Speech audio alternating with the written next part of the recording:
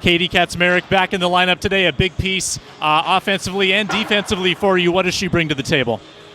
Speed and grit. She's very driven. I mean, she goes out every shift and gives everything she's got. There's no quit in Katie.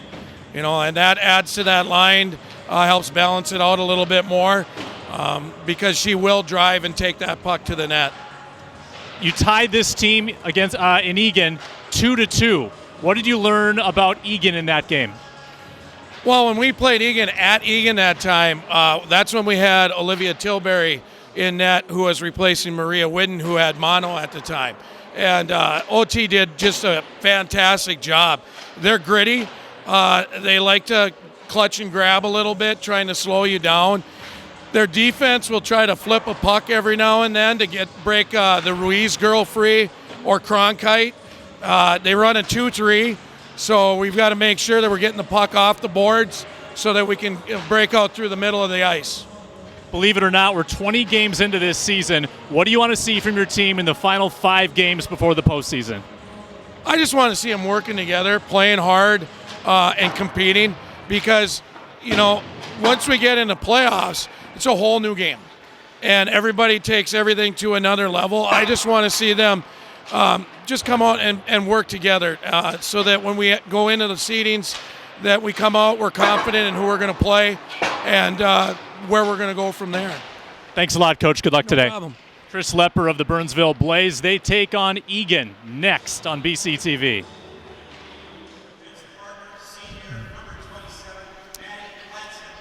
That was Chris Lepper, and now the lineups, followed by the anthem here. Let's listen in.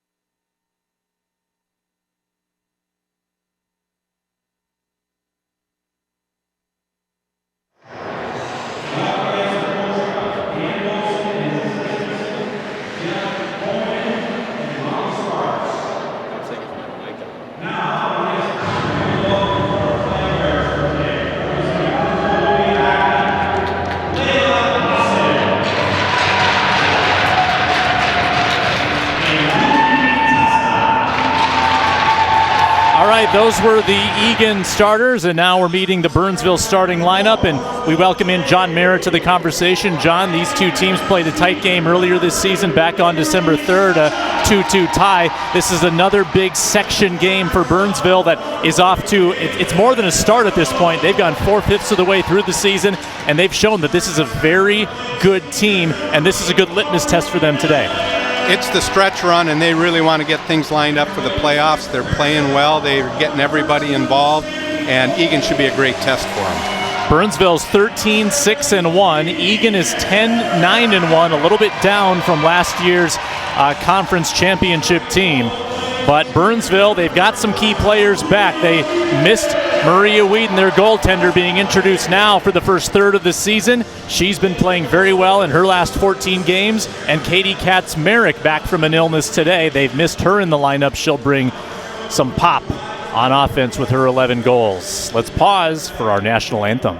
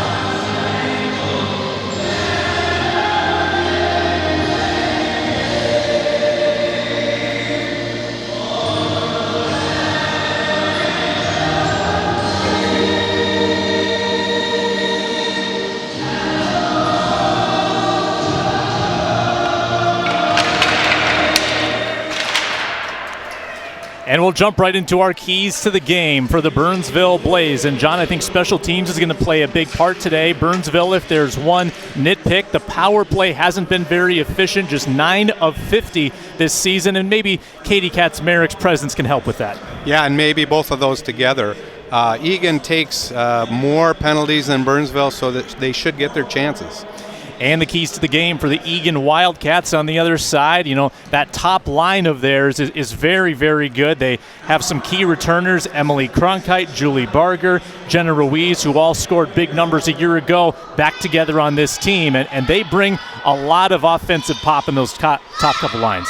They're not that deep, but you can't make a mistake against any line, especially their top line. Burnsville beat Egan on this rink late last season in an upset. It was a convincing win for Burnsville, who last year won 18 games. They have 5 games left in this regular season with 13 at the moment, and they're trying to win a playoff game for the first time in the last 5 seasons. And this one should be a lot of fun. The boys' game coming a little later tonight. But Burnsville sends Maria Whedon back into net against the Egan goaltender, Ruby Seager, a senior with a 7-5 record, 2.54 goals against average. Whedon, though, since coming back from an illness early in the year, John, she's been fantastic. Her numbers are really good, and the team plays well in front of her, and you can count on her for that big save. And she's only a junior.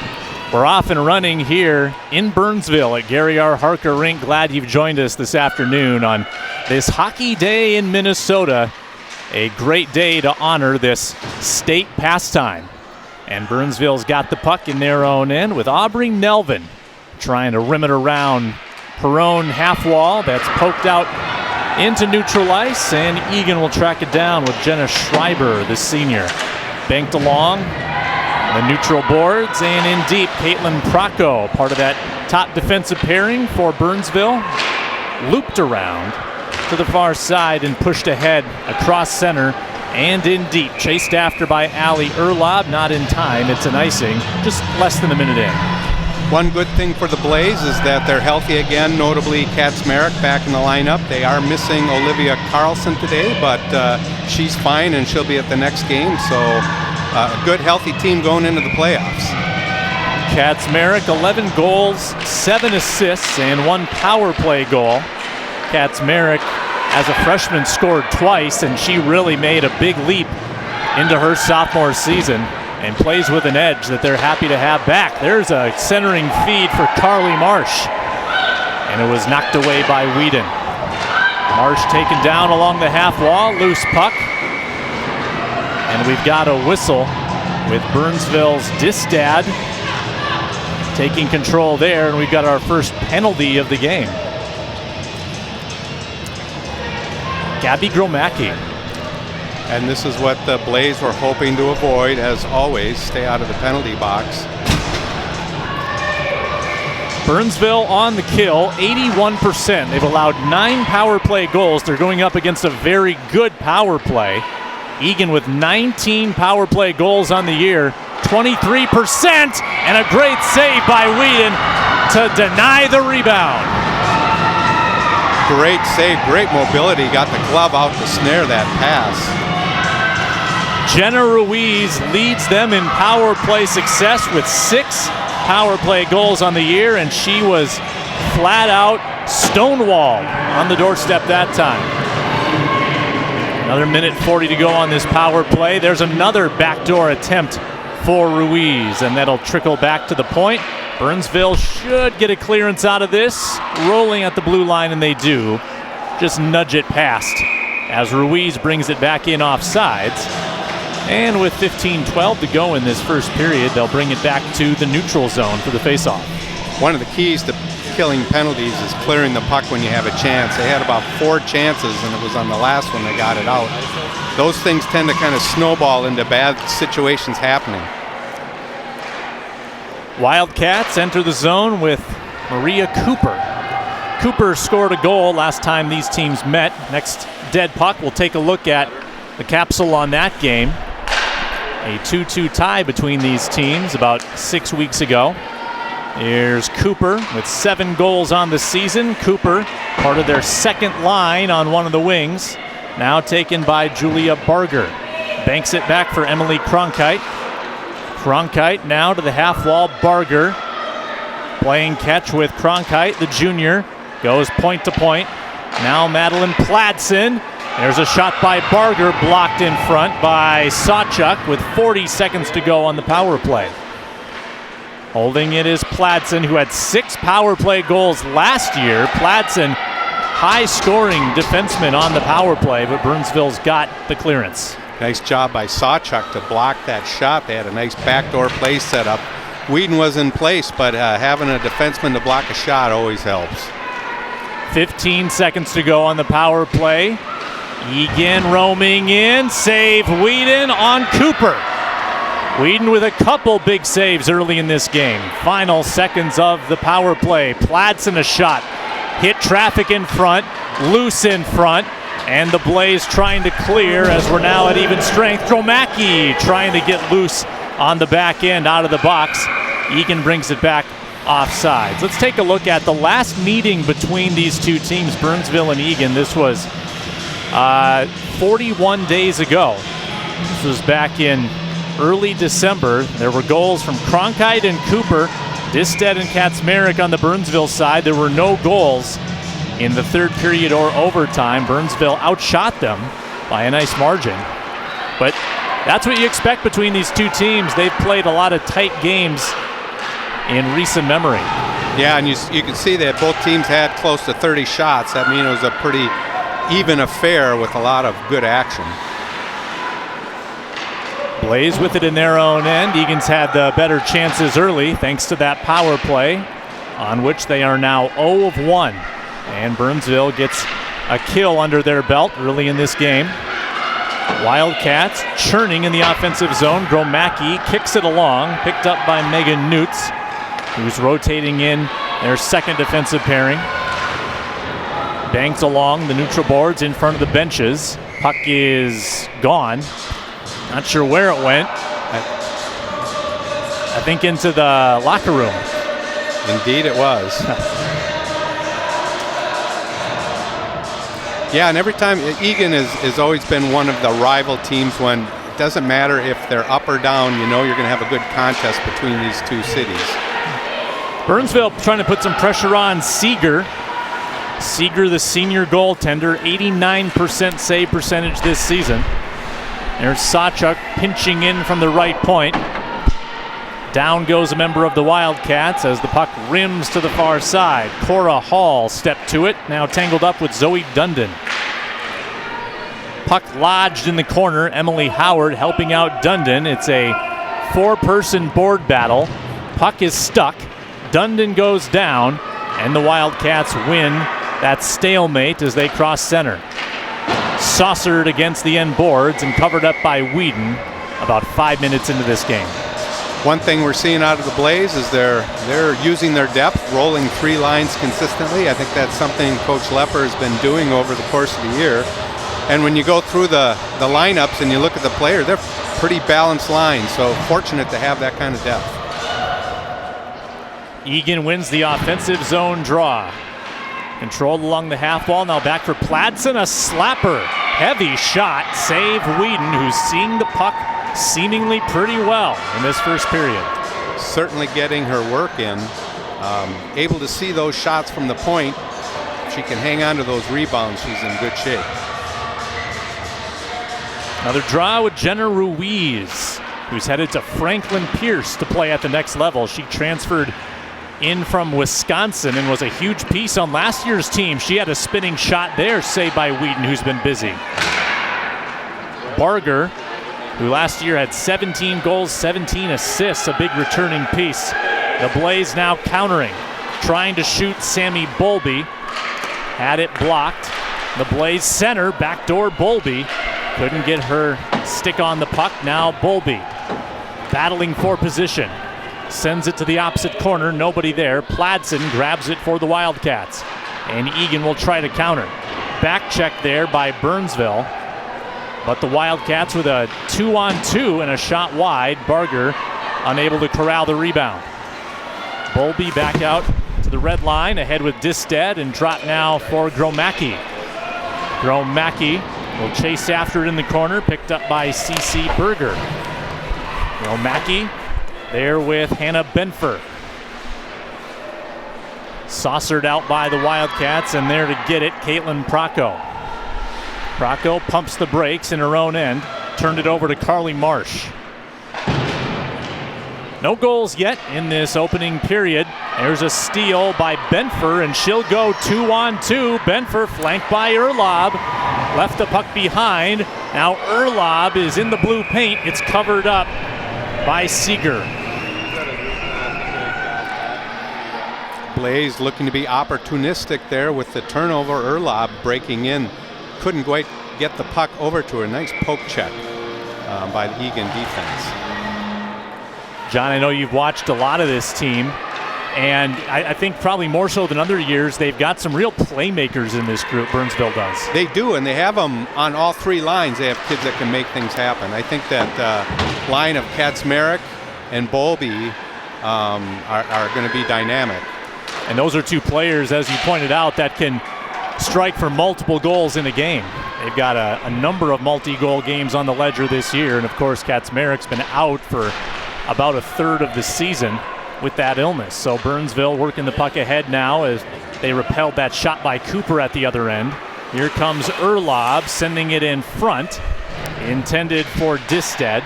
Kept in by Macke, who pumps it down low. Picked up by Berger. Berger gives it away. Burnsville with the forecheck. Now they've got the puck high slot. There's a shot into the glove. Megan Newts released it. And with 9:27 to go in the first, no score. Yeah, and this line's done some damage too, with Howard playing really well this year, along with Zoe Dunn'don, who adds an element of speed to this lineup. Only a 10th grader. Still a lot of youth on this Burnsville team. It feels like we've been saying that for a couple of years, but they continue to be very promising for years to come as Macke lifts one up over the bar. There's Newts from the point. Now to the half wall, given up there and cleared by the Wildcats to center. Yeah, and one thing about the Blaze, they're not a real senior-heavy team this year even, so I can expect success at this level next year. Icing the call, nearing the halfway point of this first period.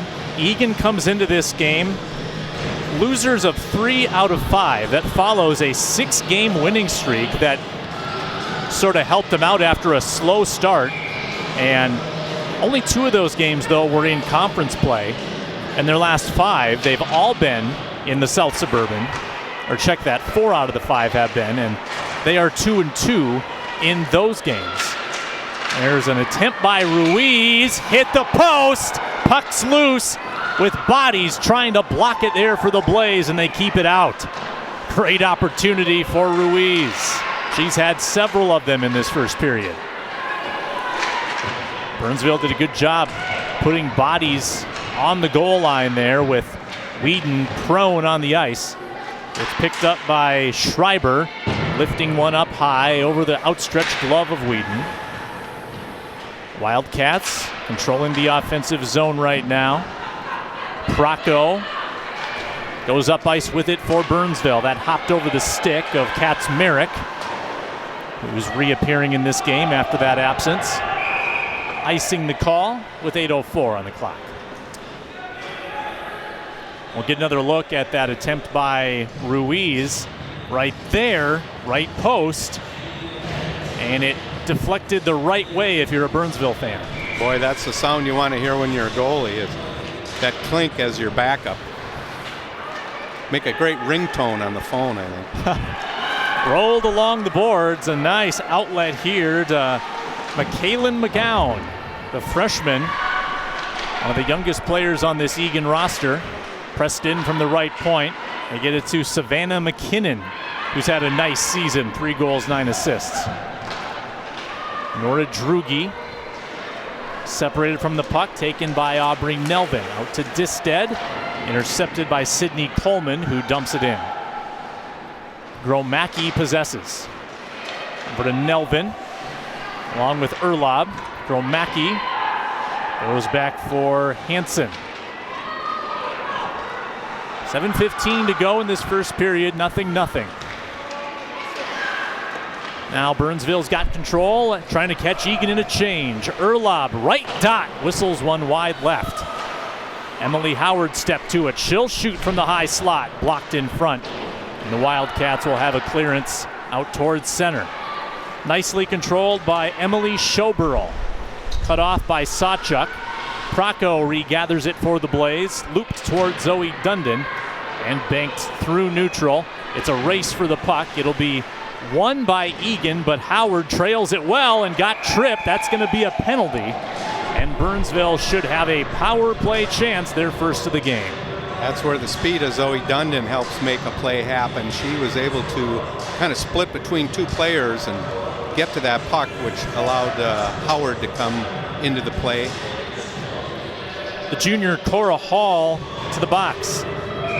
There's the trip. Looks like a good call. Egan 0 for 1 in this period on the power play. Burnsville trying to notch one of their own. 9 power play goals on the year. Egan 79% on the kill. They allow 1 out of every 5 chances. Centered there for Chadwick, part of this power play unit. Chadwick, far boards. Nelvin up top. Macke lost it, and the Blaze will have to regroup. Bowlby quickly back in the zone. Sammy Bowlby winds up a blast, and a good catch by Seager. Sammy's got skills, and she's been showing them this year. On this power play, she'll be on one side and Aubrey Nelvin on the other, and oftentimes they try to get them a clean shot off the draw. Bowlby is their leader with 3 power play goals. 16 goals altogether, leads the team. Behind the net, tracked by Madeline Pladsen, and she'll move it to Mackinnon. Mackinnon all the way down. Egan does not change. They keep their 4 penalty killers out there. And a good job by Ruiz, pestering with Macke. Down to 103, and there's a little shoulder from Chadwick to send Ruiz down, and Chadwick picks up the puck. Out to Nelvin. Across the blue line, Aubrey Nelvin. She's taken down. It's covered up by Seager. Interesting game to watch from a referee standpoint. On the previous play down there, Ruiz had Macke's stick and was holding it with her arm, and then she gets knocked over and they let them both go, and in that case probably a pretty good non-call. Could have been interference, but if they're going to let them play, yeah, that could have been interference. Jenna Schreiber, the one involved there with Nelvin. 42 seconds to go on the power play. Burnsville trying to strike first in this opening period. There's a shot from the circle wide. When these teams met first time around, Burnsville struck first in that game. Took a 1-0 lead into the first intermission. Nothing through 12 minutes of this one. Emily Howard. 1 goal scored on the year for Howard, looking for number 2. Shot was blocked. Another try, and it stays out. Seager butterflying and keeping it out. Couple of good looks for the Blaze and rebounds to pounce on. Nice job by Seager. Egan has been really good away from home this year. You see that save by Seager on Howard, who had a couple cracks at it. They are 7-4 away from their home rink, but John, Burnsville has yet to be defeated in this building, a perfect 10-0. Yeah, and to get this far into the season and be undefeated at home is an accomplishment. And you hope that carries over to the postseason, where, of course, last year Burnsville was upset in the first round of sections here at home. And odds are they'll have a home playoff game in a couple weeks here at Gary R. Harker. Yeah, that was their first home playoff game for a while, and they were favored, but they ran up against an awfully strong goaltender from Park of Cottage Grove, lost in overtime. And they had a tough time with Park earlier this season, too. Beat them 2-1, but Park was very tough in that game as well. Yeah, that was in the middle of their Christmas tournament, and they won all 3 games, but they had to work hard for them. Nice win against Apple Valley there, too. Yes, the conference leaders right now. Burnsville now 0 for 1 on the power play. Both teams fruitless in their first attempt. Nudged along by Hannah Benford. Up it goes to Carly Marsh, and Marsh trying to get Mariah Cooper who was offsides there. And now Whedon touches up behind the net, pursued by Savannah Mackinnon of the Wildcats, but Burnsville controls. Tapped along for Benfer. Leaves it, middle of the ice for Newts. Megan Newts with some pace, dropping a pass. Urlaub intercepted, and the Wildcats will counter. 2-on-3. Here comes Mackinnon. Swept behind the cage, and grabbed by Kaczmarek. Kaczmarek to Urlaub. Urlaub lost it, comes in front of us, over here to Cooper. She'll swat one along for Macke. To Newts, her defensive partner at the moment. Newts and Hansen will be alternating. Macke, near side boards. Keeping it in the zone is Schreiber. Back down low to Macke. 3:10 remaining in the period, scoreless. Intercepted there by Cronkite. And now a centering feed that hopped over Mallory Stiff's stick. And the other way is Kaczmarek, along with Bolby. Kaczmarek right down the middle, barrels into a Wildcat. Schreiber goes down. Now some pushing and shoving with Kaczmarek. And there is a penalty that's going to be called on Burnsville. Not sure if that is Kaczmarek who's guilty. It may be. Still a delayed call, and now the touch by Rocko. You think that was Kaczmarek? Yeah, she seemed to take exception to the play, and it looks like she had a little jab there. It was, even after they got up, an additional jab, and that was the pinch to the head there. Kaczmarek does bring that physical element to her game. She's trying to hide on the bench, I think, and not going to get away with it. Second Burnsville penalty of the period, and Chris Lepper wants an explanation. He seems to think there's reason to contest the call. And, they'll let some stuff go in front of the net sometimes, John, if you're trying to clear a body out of the way, but, that second and third shove will get you sometimes. Yeah, I think it was the fourth or fifth on this one that really sealed the deal. And he mentioned she plays with grit, and she does, and I think sometimes it gets the best of her. We'll take a look at this again. Kaczmarek, they're losing the puck, and I think you could argue there she's just trying to get to the puck, but then the extracurricular shoves, and you're trying to watch the official. Where does he... Watch the punch right there. That's what did it. And that's where the official puts his hand in the air. Yep. Just one too many. They let it go up until then, and at some point you got to know where the line is.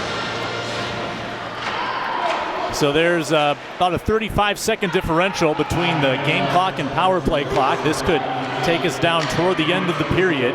Egan's second power play, and Whedon rock solid in this first period. Another glove save. The dangerous Jenna Ruiz in the slot there with an open shot. Maria's up to the task. Ruiz and Cronkite comprise over half of this team's goals, 31 of 60. A steal and a chance for Nelvin, all alone. Aubrey Nelvin. Stopped by Seager. Nice play to poke that puck out and get the breakaway, but could not beat. A nice job by Seager. 4 shorthanded goals for Burnsville this season. And Seager doing the splits with the left toe, makes the save and throws the puck. Good opportunity there for Nelvin, goes by the boards. We're still scoreless as Barger. Drop pass, now picked up by Cronkite. Cronkite, nice move, backhand, too high. And chased down by Bolby. Bolby can't get there in time. Ruiz slaps it along to the corner and kept at the point nicely by Platson, who's a big power play threat. She's got a big shot, trying to wind one up, but she let the puck trickle away. Platson, and it's Nelvin again. Can she score on Seager this time? No, Seager slams the door. And here come the Wildcats. Nelvin frustrated at the other end. This is Cooper. Cooper swings one in front. Off Macke, goes to the end boards, and Whedon trying to cover up. And I think a penalty has been called as Macke tried to clear the net front. She could have laid a little bit of body there, but she led with her elbow. I think she's going to get a checking on this. Yeah, that was a heavy hit, sending Cooper sprawling. And now 5-on-3 for 34 seconds. Macke, the team leader in penalty minutes, comes by it honestly.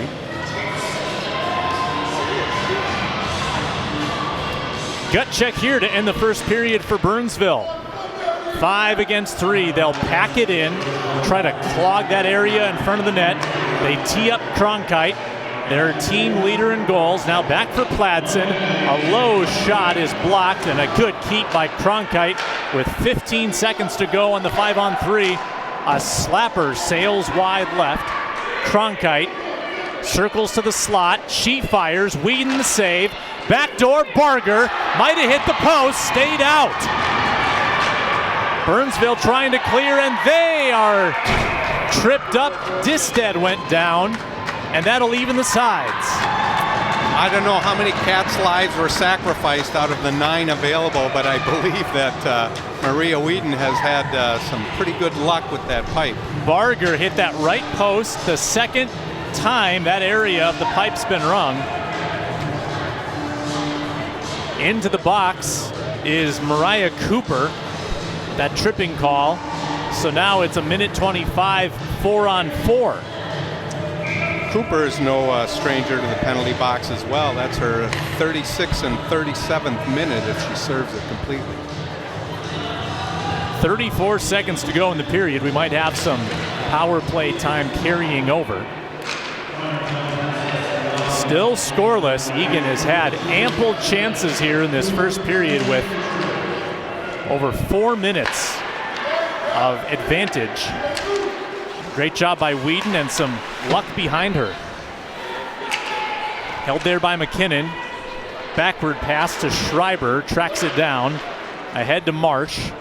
Pumps it into the corner with 5 seconds on the clock. Do they have one shot in them? Mackinnon is not going to get control in time. The period ends, and we are scoreless through 17 minutes. These two teams that tied in the first meeting, tied through 1/3 of this game. An entertaining period, though, John, despite there being no goals. Plenty of high-quality chances in dangerous areas. A little bit of luck and some great goaltending, and we're at a 0-0 tie. 10-minute intermission. We will step aside and then rejoin you for second period action. You're watching South Suburban Conference Hockey on BCTV, simulcast on ETV.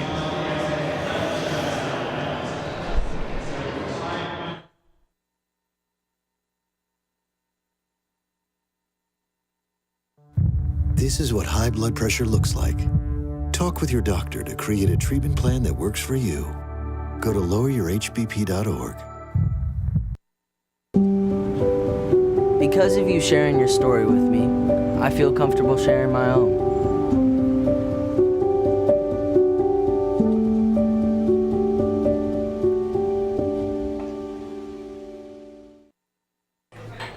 Put the keys down, Kevin. But I'm gonna drive home. There are several warning signs present that you shouldn't be driving. My text to emoji ratio has gotten a little out of hand. A little? Yep, I'm definitely gonna call a ride home.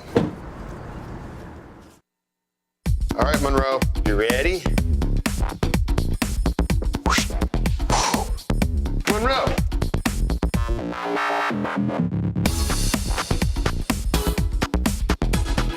Ooh. Play Eric Amarolla's Race Day Mix.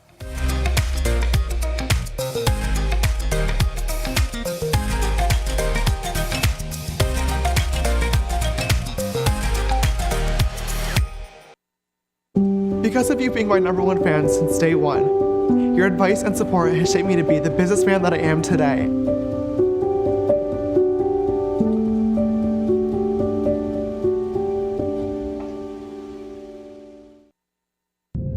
By the time you see the symptoms of lung cancer, it could be too late. Now there's a new scan that can detect lung cancer early. If you smoked, get scanned. After 15 years of smoking, Eva Marie quit.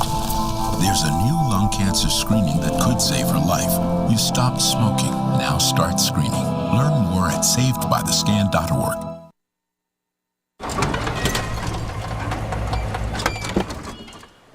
Leah, did you put a new dent in that?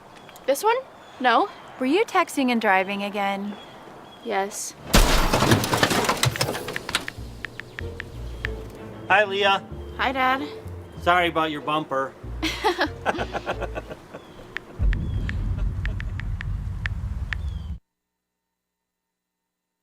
Yeah, Sam, Elmo. Oh, hey, Julia. Are you ready to play band with us? I'm going to play my clarinet. And Elmo's going to play his drum. Drum loud. Oh, well, you know what to do, Julia. Julia knows. Mm-hmm. With Julia's autism, loud sounds can be too much. But she still loves to make music. Play band. Early screening for autism can make a lifetime of difference. Find out more at screenforautism.org. Sometimes we can do things that exclude others. You're still talking to your friends? It's complicated. I think he went back in. We gotta go get him. Welcome to Jumanji! Even the smallest words and actions can have a big effect on someone. You have the skills.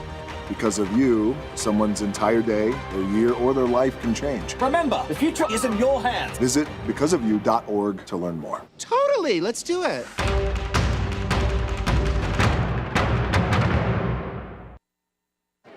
The black truck? Hey, Christina from accounting. Yeah, hi. Hey, I used to date a girl named Christina. Oh, really? Yeah, and then she dumped me for my best friend.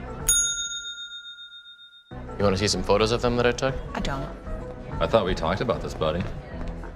Buzzed and overshared again? Yeah. Yeah. I'm gonna call a car. That's a smart idea. So yeah, I know, that's why I did it. Hey, you're gonna get back to the top of the mountain. Does that mean I'm gonna get back with Christina? No. Oh. No. Yo, Scott. Hey. I'm heading out, man. You want to ride? No, I got my car, but I actually really need to go to the bathroom. Oh, you know what? I was just in there. The line is like 10 people long. You know, I think I'll just...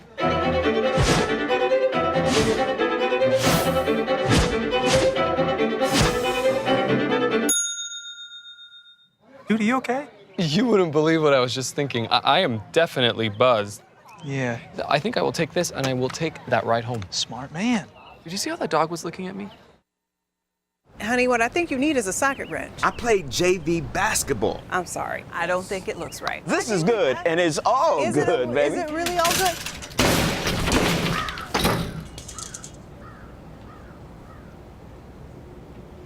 If you love me enough to routinely test your handyman skills, not to mention the strength of your marriage, then of course you'll visit nhtsa.gov/the-right-seat to make sure I'm in the right car seat.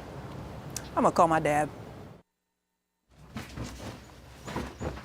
Oh, hey.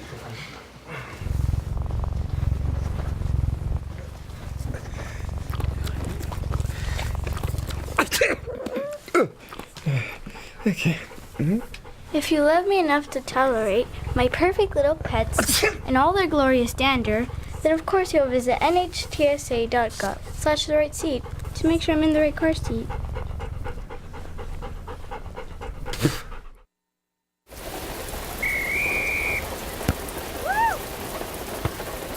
Come on!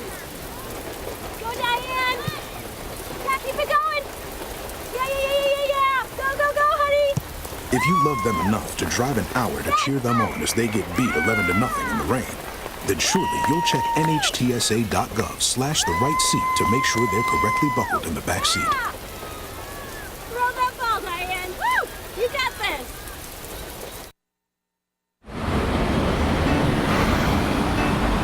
Hey, let's check out this park.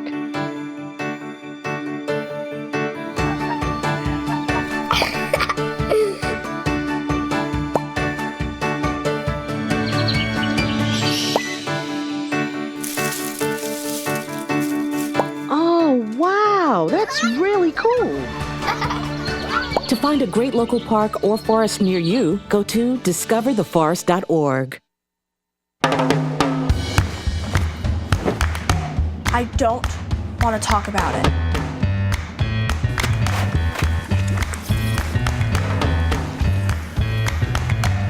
I don't want to talk about it.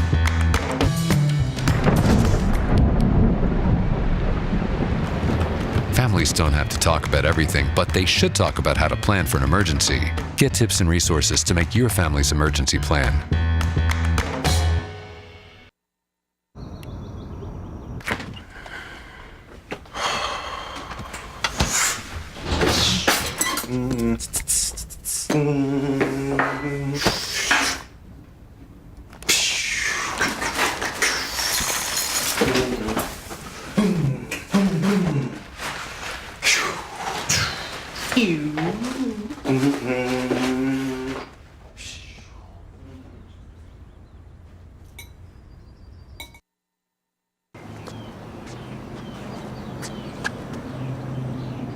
Here is my handle and here is my spout. When I get all steamed up, then I shout. Tip me over and pour me out. Oh. It only takes a moment to make a moment. Cheers. Take time to be a dad today. I am what hunger looks like in America. I am an 8-year-old girl who's not excited for the last day of school. Because this may be the last time I'll have lunch. Till September.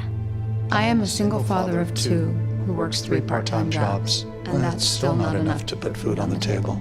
I was created by artificial intelligence from faces of the 1 in 8 Americans who struggle with hunger. Feeding America, 200 food banks strong.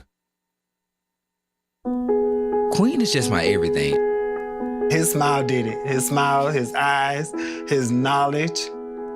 My landlord, he decided that he wanted me to move based on the fact that I was transgender.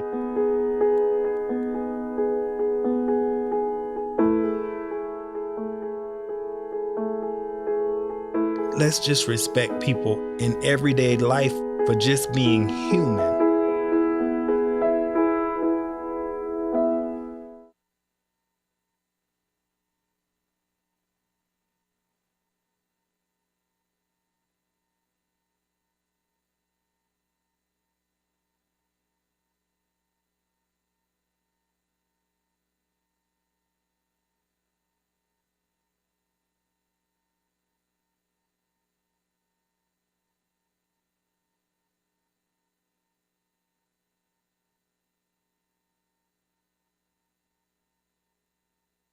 Left the puck behind. Now Erlob is in the blue paint.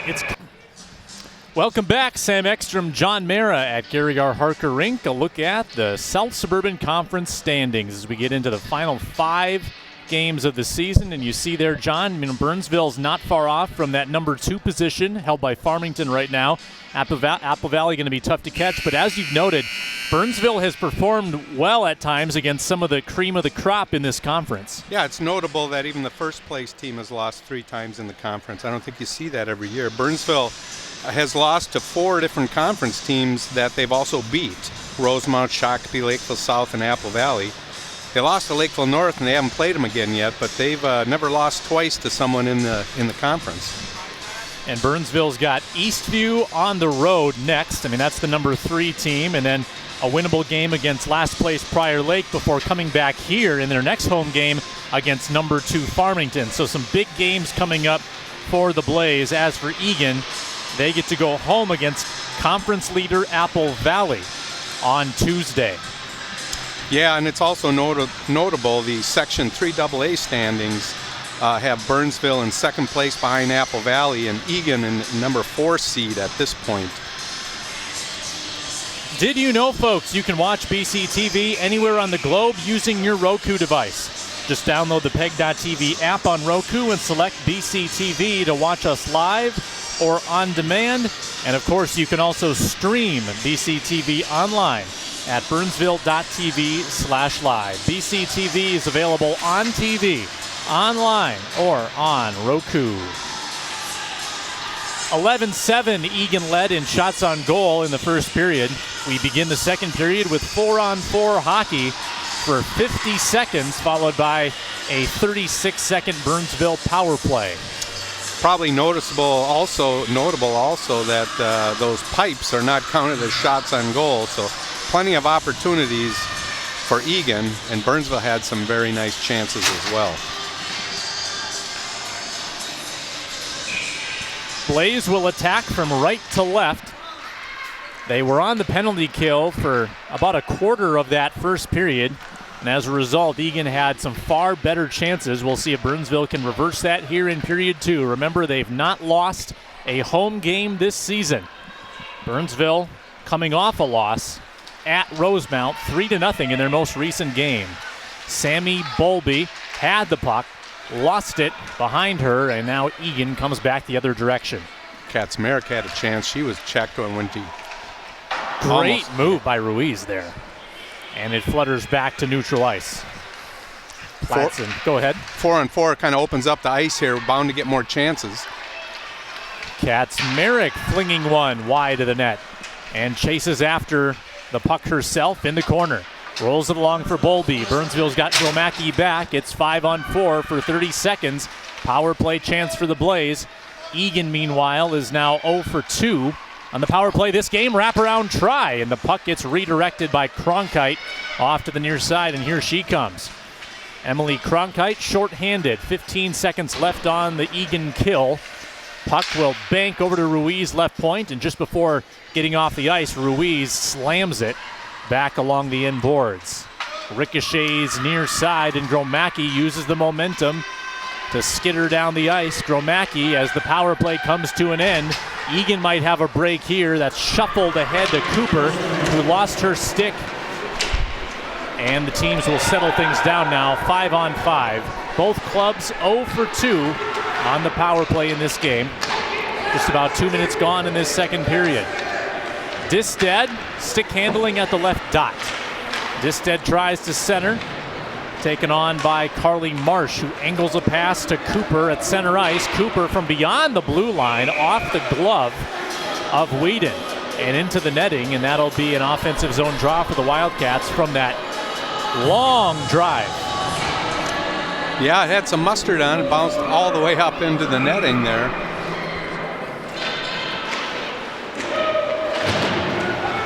Burnsville 7-5-1 in conference games. They snapped a long losing streak against Egan when they beat them late last year. Of course, Egan has been so good in recent years. They won 24 games a couple of years ago, and they got to the state semis. Last year, they lost in the section final to Eastridge by a 2-0 score. They've had some talent come through this Egan program, though. Yeah, both the boys and girls have had many years in a row of sustained excellence. Taylor Anderson, a couple of years ago, who went to UMD, was their top scorer. Carly Marsh goes cross ice with it, nobody home, intercepted by Emily Howard. She'll tilt one off the end boards, and Egan picks it up with Cooper. She'll slingshot down the ice across center. Here comes Cooper, angling to the middle. Cooper winds it up, and she shoots high. Wildcats like to get a lot of air on their shots. They've got some very adept shooters from the points. You think of Platson, Ruiz, Marsh. A lot of shooting skill on this Egan roster as Sawchuk trying to cut off Mackinnon, and does. Sawchuk, who has some interest from the college ranks. She's obviously got great genes. Nolan Sawchuk, her older brother, went on to play at the next level. There's a shot from the point. That banks off the end boards. Grabbed by Howard, sends it in front. A slapper hit the body of Masnick and then dropped to the ice. Burnsville trying to keep. Masnick does and gets to the bench. Not many stoppages early in this second period. 13:15 to go in the frame. Puck rolls back to neutral, and they find Macke at her own blue line. Ladson goes cross ice. There's Bowlby. Macke. And Macke circling. Off to Kaczmarek. Bowlby Kaczmarek pokes it up in the air, now tries to retrieve. Kaczmarek left dot, fires. Blocked by Seager, goes over to Nelvin. Nelvin had a couple breakaway chances in the first period that were denied, and nearly a breakaway chance there for Mackinnon. She got sandwiched between Blaze, and I think that puck hit someone on the bench. Chance taken there by Morgan Hansen to keep the puck in the zone. When that goes awry, you can get numbers on the other end. Blaze dodge a bullet. You mentioned Avery Sawchuk earlier. I believe she's got a commitment to go to Augsburg for hockey and golf. I think it was golf first and hockey second. Multi-sport excellence right there. Knocked down by Sawchuk. Along the near boards, got away from Disted, back for Sawchuk, and they'll try to regroup with Rocko. Swept along to Benfer, good pass. Benfer takes it in stride. Benfer fires. Save by Seager with the glove with 12:02 to go in the second. Yeah, just to show some of the youth in play here. Kendra Disted, seems like we've been calling her name for a long time. She's only an 8th grader. Yeah. Second year on the varsity. And that was one element of the Tracy Casano era that was always impressive, is how they were able to incorporate some of those younger skaters and grow them for not just 3 years, but 5 years, 6 years. Impressive to watch. That's a goal with the glove, and it will not count. And I think everybody knew it pretty quickly. That was swatted in by Ali Urlaub's mitt. Yeah, it doesn't count. Nobody is upset. They're laughing about it. The only downside is the face-off will come down in the Burnsville defensive zone. I mean, that was a volleyball spike to get in there. Yeah. Good call. The official was all over it. Draw one by the Wildcats. Slap toward the net. I think redirected on Whedon, who covers up. And we'll have another offensive zone draw. I'm going to roll a fresh line out for the Blaze. And this is that line with Bowlby, Kaczmarek, and Nelvin. Any one of them's a star on their own right at this level, and putting them together can be electric. Over 22 minutes now of scoreless hockey. Only puck that went in the net was off a glove. Here's Bowlby. Gets around Coleman. Bowlby slides down to the ice as the puck goes high off the window. Now back for Bowlby. Goal line extended. Bowlby with the hesitation and makes the move behind the net, trying to center.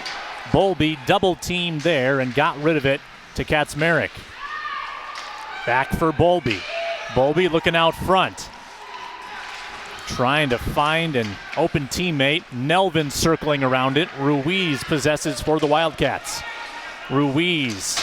Cross-ice pass, gets past Cronkite, and Gromacki possesses. Back it goes for Nelvin. Gromacki, the last line of defense. Marked by Ruiz, nearly stolen there. And eventually it is taken by Schreiber. Around for Whedon, who touches up and gives to Gromacki, who launches one for Bowlby, and Bowlby's on the loose. Sammy Bowlby, sharp angle, wide left and over the net. Dunn'don pumps it back in, pursued by Schreiber. Schreiber banks it along. Catalina Decker to Schoberl. Schoberl fires one off the pads of Whedon. Pladsen now at the point. Pladsen ducks it into the corner. Off the inboards it goes. Rocko scoops it up. Dunn'don faces up ice. She'll try to slide it along, looking for Chadwick, but an icing the call with 10:04 on the clock. And why don't we take a look at that home record for Burnsville? 10-0 this season, and we'll give you the margins on how they've done it. They've outscored teams 37-16 in this building with an average of 32 shots a game. Just 3-6-1 away from Gary R. Harker. But, I mean, John, can you remember a year with this kind of home dominance? Not with that kind of disparity with the road record. It is a nice place to play, and when you're comfortable and there's an atmosphere, you probably got to have a little bit of luck too, but it bodes well for them, especially if they get a home game in the playoffs. Rocko at the point, goes to Howard, low shot, coaxed a rebound. There's a chance for Dunn'don, a couple hacks at it, saved by Seager. Both teams averting crises in front of the net, and there's an icing call against the Wildcats. You know what makes that home record even more impressive is the quality of the teams in the South Suburban Conference. If you look at the Let's Play Hockey standings that are recently out, they've got 4 teams in the top 20, Burnsville being one of them, or 5 teams in the top 20. So it's not like they haven't played quality competition at home. And arguably the most impressive, that victory against Apple Valley in that tournament game. 3-1 they beat them, and Apple Valley, who's been stupendous this year with a 15-4 record. At this point, they appear to be the team to beat in the conference and the section. And we know the Blaze map up one. They beat them once, and then they lost in overtime at the Apple Valley rink. Hammered at by Benfer and Disted in front of the net. It stays out of the net. Seager makes sure of that. 9:03 to go in the second period. You know, maybe one other comment on the quality of competition. It's pretty even in the conference. Of the top 20, there are no SSC teams in the top 10, but there's a bunch of them in the next level. Edina, the number 1 team in the state right now, followed by Andover, and Andover's got a lot of talent on that team, and if that ended up being the state final, I don't think anybody would argue. Of course, Burnsville hoping they can make a run to get there out of Section 3. Andover's got a very strong boys team this year as well. Yes. Last year it was Edina with the sweep. They won boys and girls, and I think Andover believed last year they had a good shot to win at least one of those. They're trying to make up for lost time this season. That might be a pipe dream, but Burnsville's got a strong boys team this year. And we'll see them later tonight. Rocko goes corner to corner with Nelvin. Past the halfway point of this game. Scoreless for 26 minutes. Bowlby wasn't looking for the puck, and it's going to be no icing.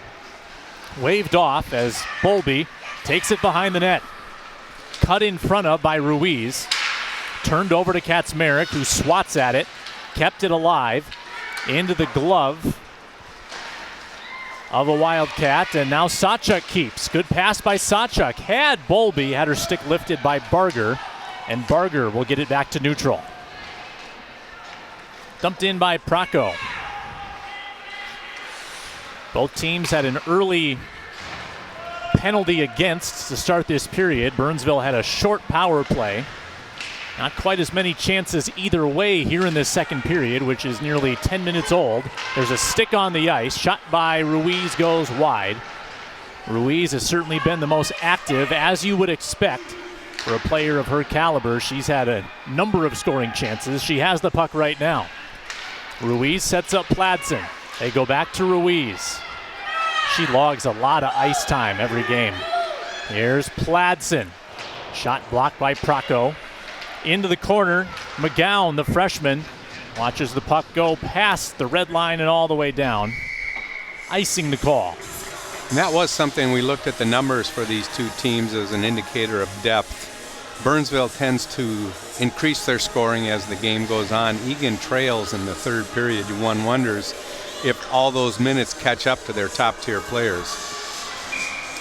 Yeah, Burnsville only 12 first period goals, 21 in the second, and 25 in the third. They've outscored teams 25-11 in third periods this season.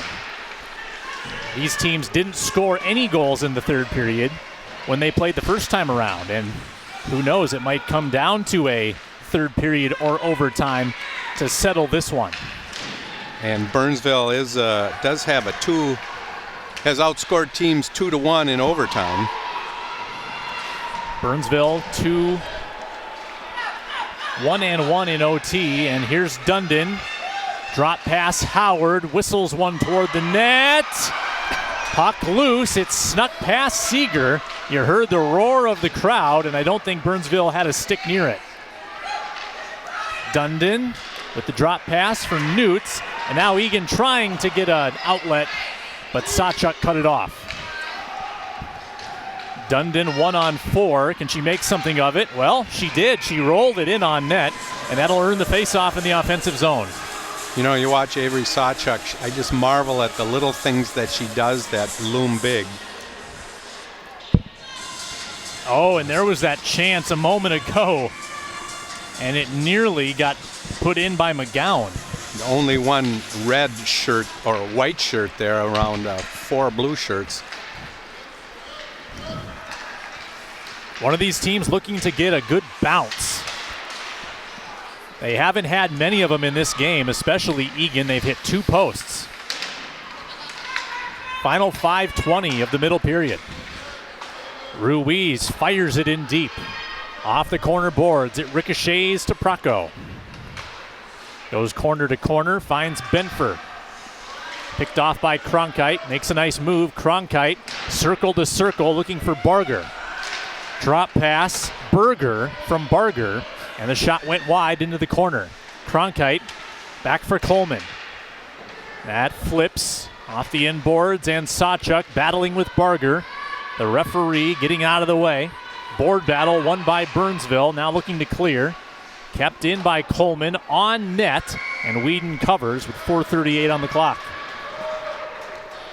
Yeah, Egan's got that dangerous front line there, and if the Blaze can hold them in check. Egan averaging 30 shots per game, Burnsville 29. Mostly even strength here in this second period. We mentioned special teams would be key in this hockey game. Both teams 0 for 2 on the power play. Kaczmarek, good stick handling, onside with Bowlby. She fires, and a stick save made by Seager. Bowlby lofting it toward the corner. Intercepted by the Wildcats, but a good check there by Kaczmarek to pick it up. Repossessed, however, by Marsh. Marsh watches it trickle behind the cage, and Burnsville emerges. That'll roll against the stanchion, and Egan picks it back up in the offensive zone. Berger, backhand, intercepted by Nelvin. Bowlby looking to get it. Bowlby against Coleman. Coleman gains it and shoots on Whedon, bouncing into the goaltender, another save. You know, that corner where that puck bounced out is right where the Zamboni door is. If there's ever going to get a funny hop, it's when the puck comes around there. I think Minnesota fans still have PTSD about the term stanchion from that old Wild loss in the playoffs. Yeah, don't say that word. I believe it was Patrick Kane who beat them in that Game 6 overtime. Now you just wonder if they can even make the playoffs at this point. Yeah. And this game has the feeling of one that's going to take a greasy goal to open the floodgates here. Might need a stanchion. There's Nelvin. That shot was affected by the stick of Schreiber. Sawchuk rolls one in front. Puck's loose.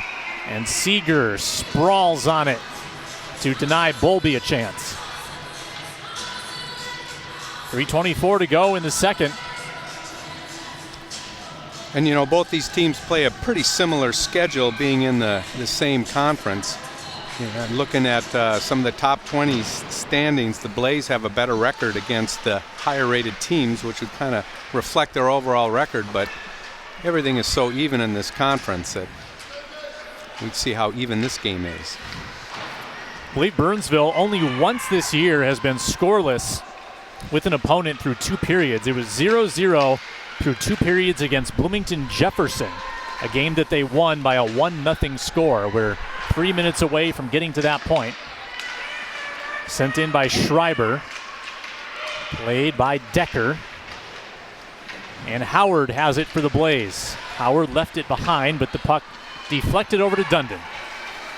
Maybe a 3-on-2 here. Dunn'don angling right. Good drop pass. There's a big shot, and it evades Seager.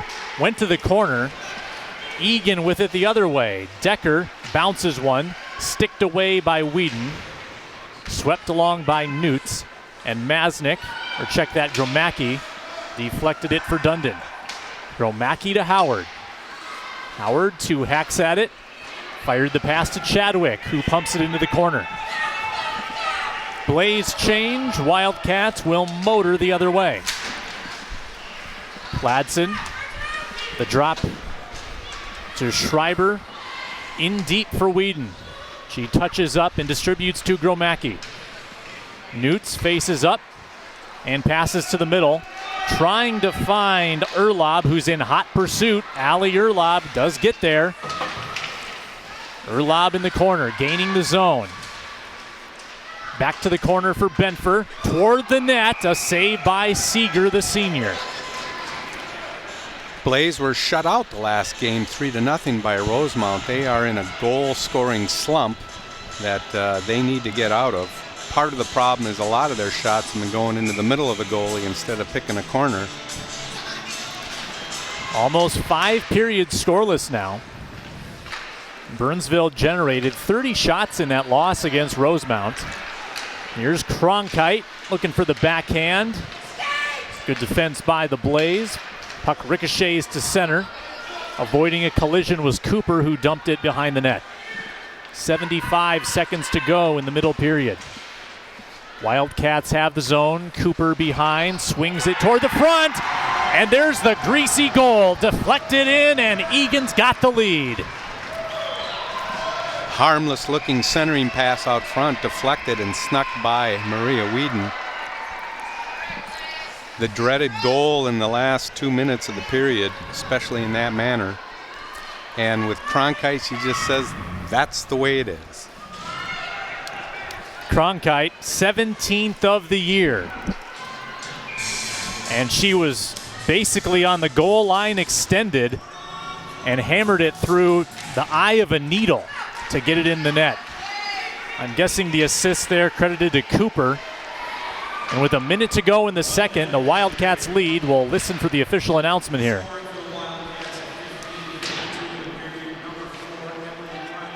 Is Cronkite credited?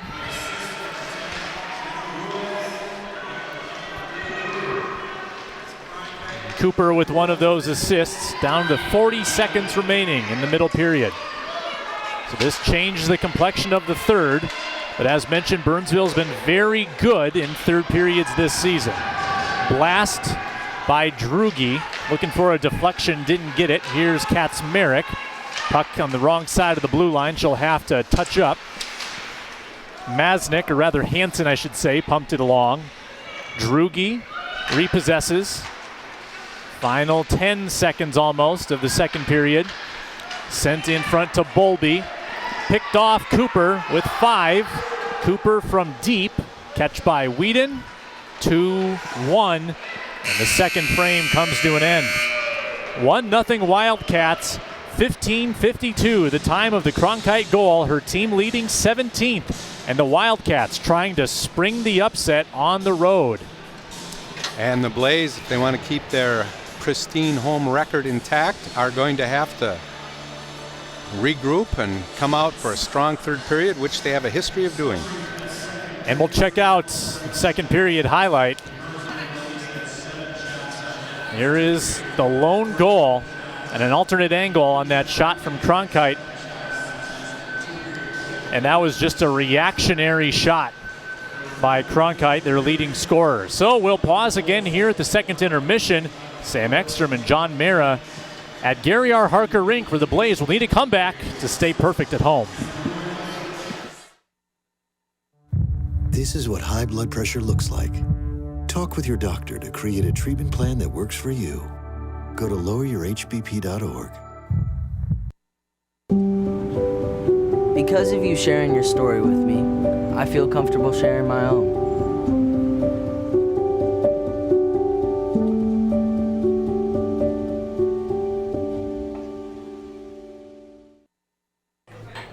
Put the keys down, Kevin. But I'm gonna drive home. There are several warning signs present that you shouldn't be driving. My text to emoji ratio has gotten a little out of hand. A little? Yep, I'm definitely gonna call a ride home.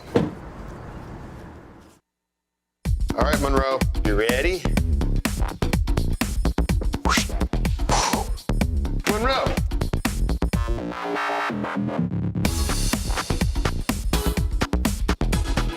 Ooh. Play Eric Amarola's Race Day Mix.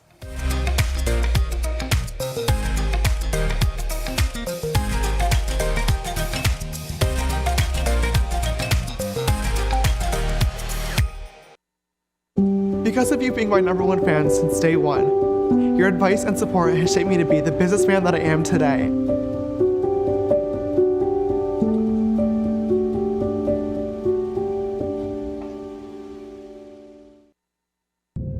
By the time you see the symptoms of lung cancer, it could be too late. Now there's a new scan that can detect lung cancer early. If you smoked, get scanned.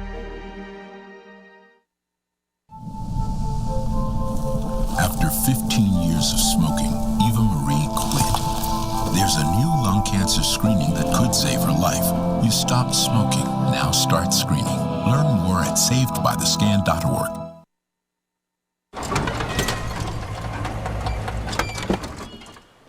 Leah, did you put a new dent in that? This one? No. Were you texting and driving again? Yes. Hi, Leah. Hi, Dad. Sorry about your bumper.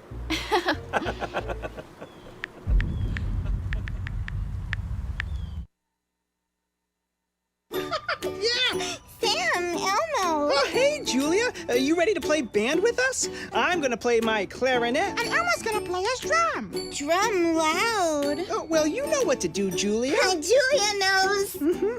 With Julia's autism, loud sounds can be too much. But she still loves to make music.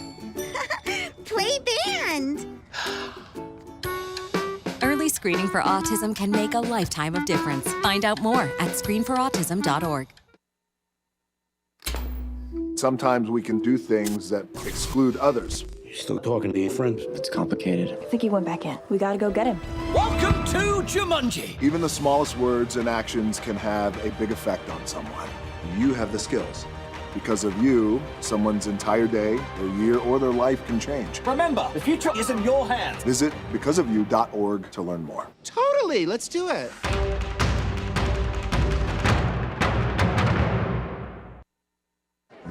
The black truck? Hey, Christina from accounting. Yeah, hi. Hey, I used to date a girl named Christina. Oh, really? Yeah, and then she dumped me for my best friend.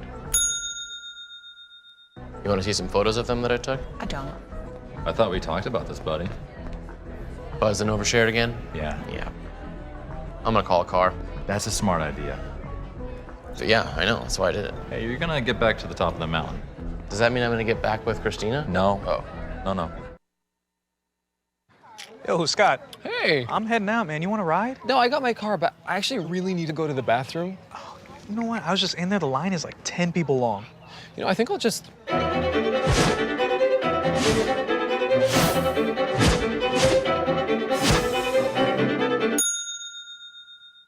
Dude, are you okay?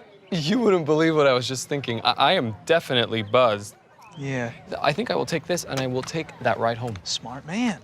Did you see how that dog was looking at me?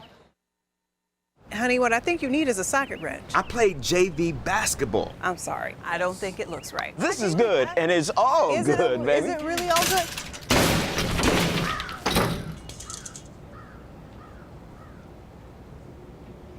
If you love me enough to routinely test your handyman skills, not to mention the strength of your marriage, then of course you'll visit nhtsa.gov/the-right-seat to make sure I'm in the right car seat. I'm gonna call my dad. Hey.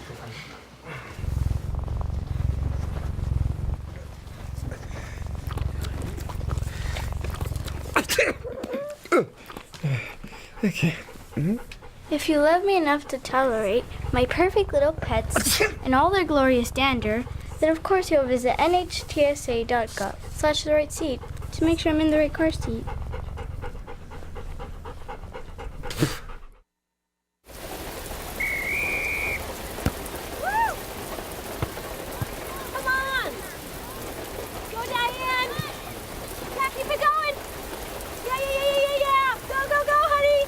If you love them enough to drive an hour to cheer them on as they get beat 11-0 in the rain, then surely you'll check nhtsa.gov/the-right-seat to make sure they're correctly buckled in the back seat. Roll that ball, Diane. Woo! You got this.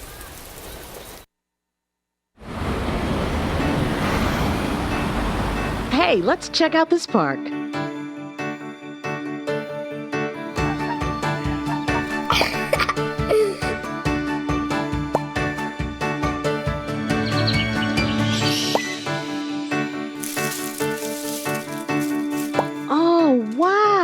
That's really cool.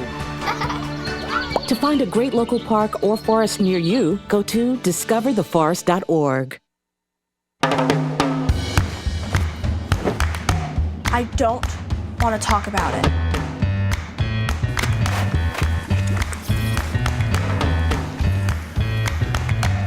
I don't want to talk about it.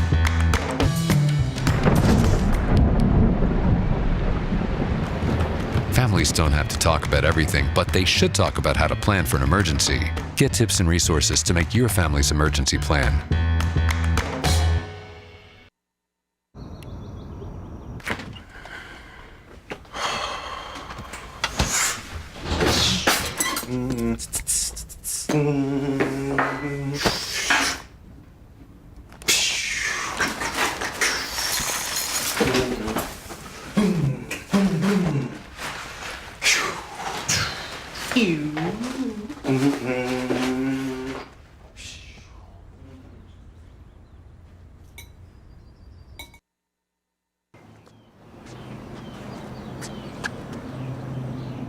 Here is my handle and here is my spout.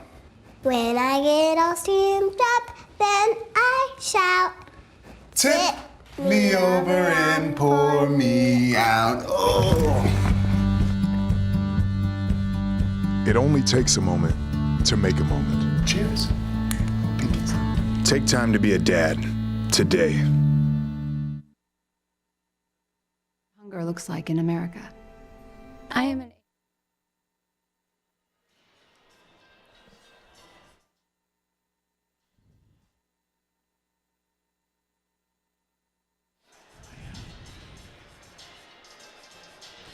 Well, this past preseason, we got a chance to sit down with first-year coach Chris Lepper on South Suburban Spotlight to learn more about the new Burnsville coach. Here's a snippet of what he had to say about his new position.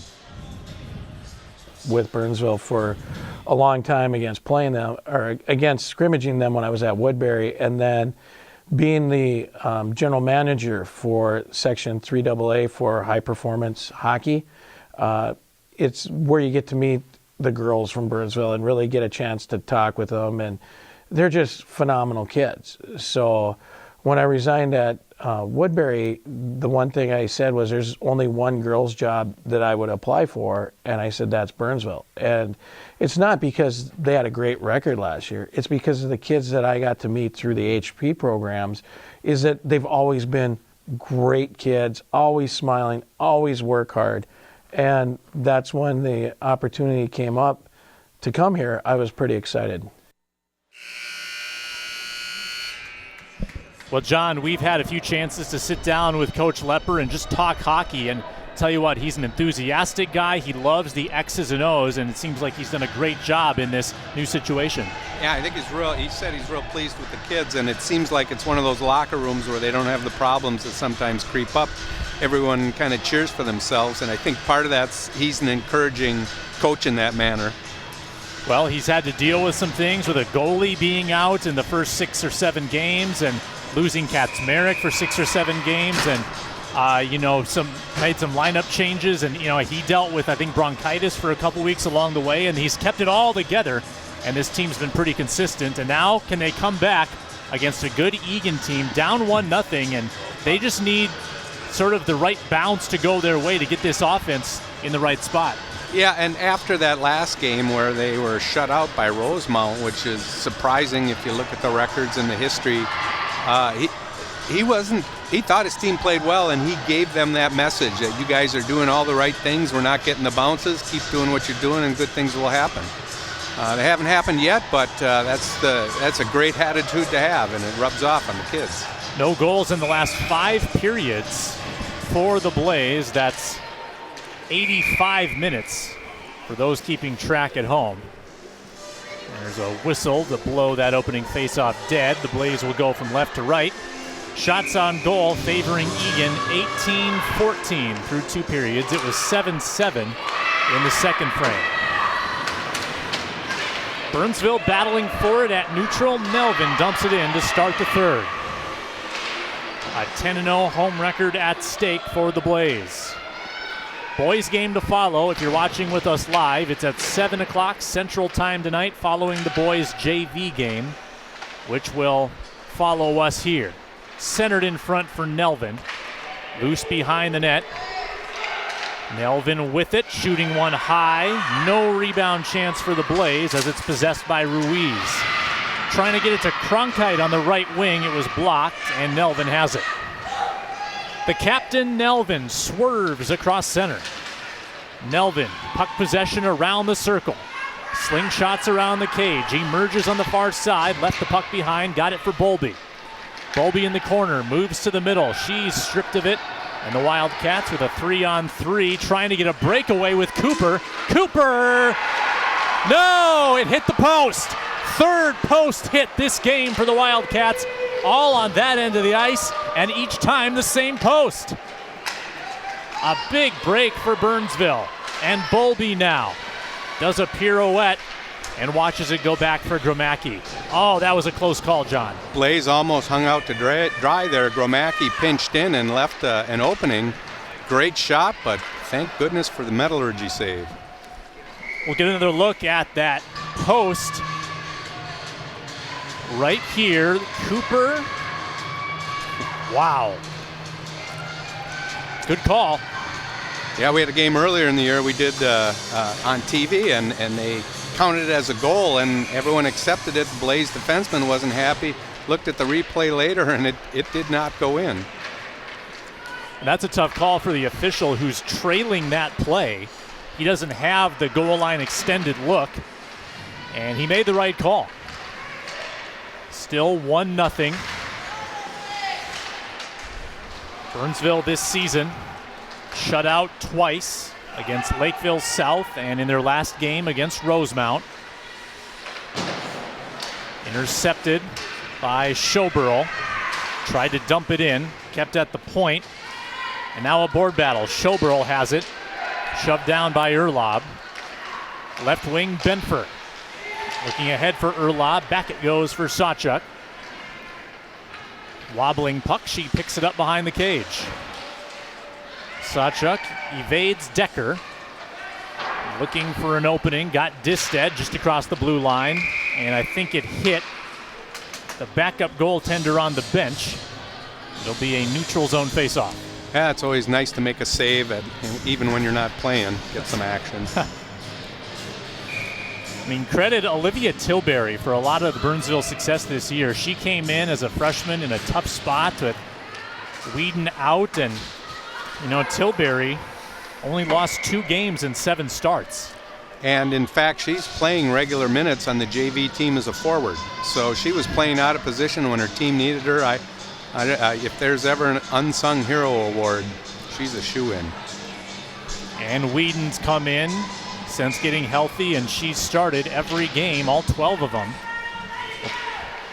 Next dead puck, we'll take a look at her production since getting back in net. That's swung along by Schreiber into the corner. Macke spinning, goes corner to corner to Hansen. Ahead for Bowlby, lofted back in by Barger. A 1-0 Egan lead, a goal by Emily Cronkite. For Cronkite, that is her 3rd straight game with a goal. Scored 1 against Lakeville North and Lakeville South in the preceding games. Seager has been untouchable in net, and we've got some pushing and shoving out front. Kaczmarek getting tangled up once again. She got penalized earlier this game for pushing and shoving. Yeah, and she's got grit. It's just making sure she knows where that line is. Looks like no harm, no foul, at least in the officials' eyes. No one penalized for that. And I like what these officials have done and let them play. And know where that line is. It doesn't have to be slight. And Kaczmarek getting a little shove in the back after she sort of sprayed the goaltender with her skates.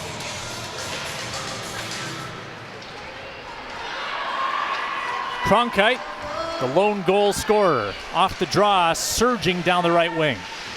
Cronkite pumps the brakes, leaves it for Platson.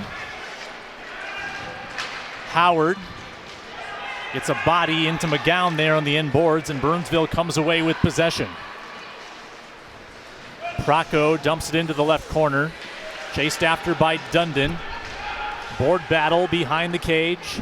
Dunn'don watches Schreiber take it away. That's poked up by Howard, who edges off the Wildcats skater. Burnsville picks it up in neutral with Masnick. She'll fling it in and change. Dunn'don to the corner. Dunn'don battles with Schreiber.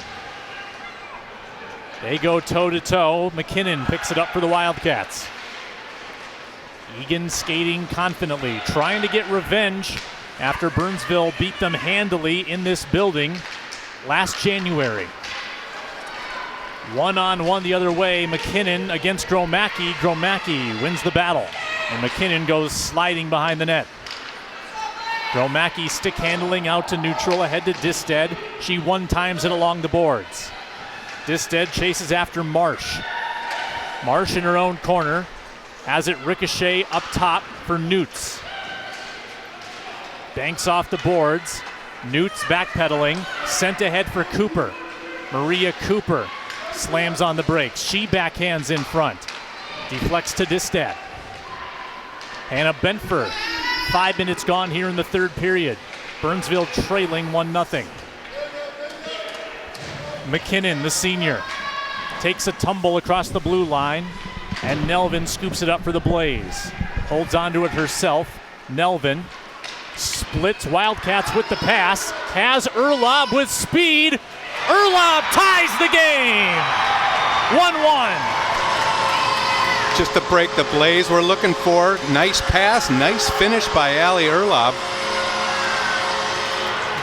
And it was a great pass to get her the puck as well. Urlaub's 5th of the year, and we're all tied. Allie Urlaub has a lot of speed. She makes a lot of things happen. Her scoring numbers could be a lot higher. She gets robbed a lot. That time she made no mistake on the breakaway. And there's the end of the drought. First goal in the last 6 periods. She blew past 2 Wildcats and under the right arm of Seager, who allows her first goal of the game. All knotted up, 1 apiece. New hockey game with 11:25 remaining. And the announcement coming now.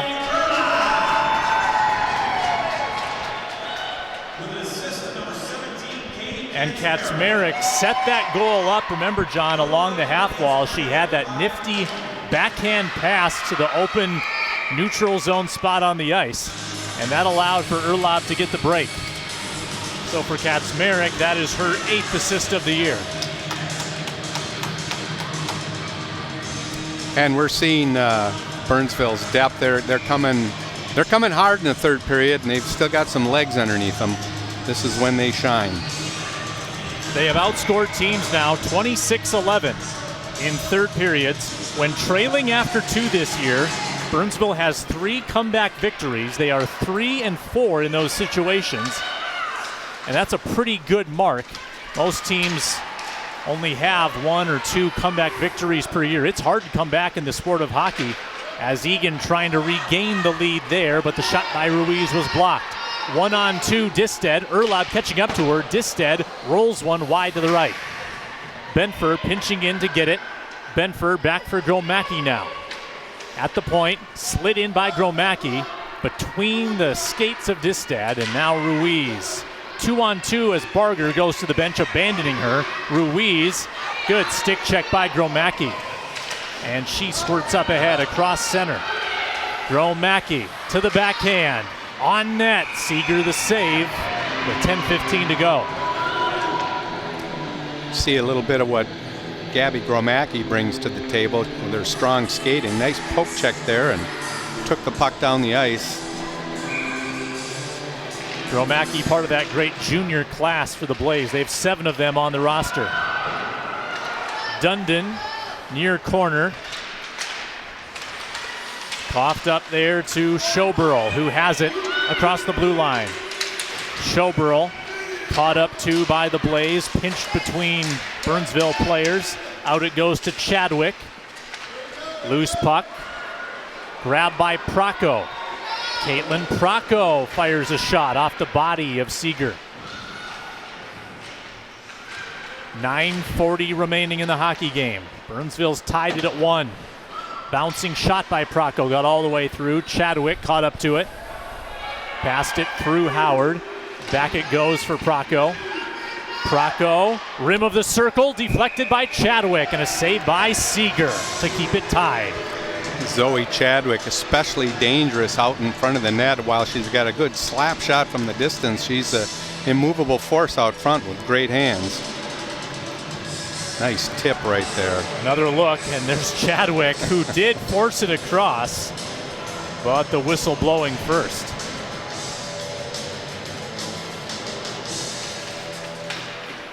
Clean win on the draw by Egan. We welcome all the Egan viewers watching via simulcast on ETV. The Wildcats making another bid there for the lead with Cooper out front. Launched in by Schreiber, the senior.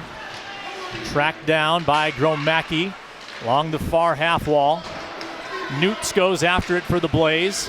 Overskated it. Mackinnon picked it up for the Wildcats, who centers. And a shot by Marsh popped up high. Cooper leaves it for Schreiber.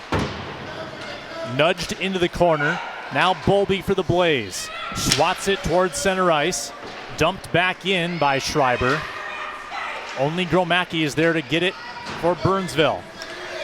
Tipped ahead to Kaczmarek, and Kaczmarek makes a move to the net front. Kaczmarek into Seager, who makes another fine save. Seager, with great positioning, is able to smother that puck. The Blaze have scored by picking a corner and had some other chances, but with that great positioning, you have to be pretty precise. The wheels of Kaczmarek on display, trying to go short side to that yawning half of the net. Wasn't quite able to get it there. All the way back toward her own blue line is Sawchuk.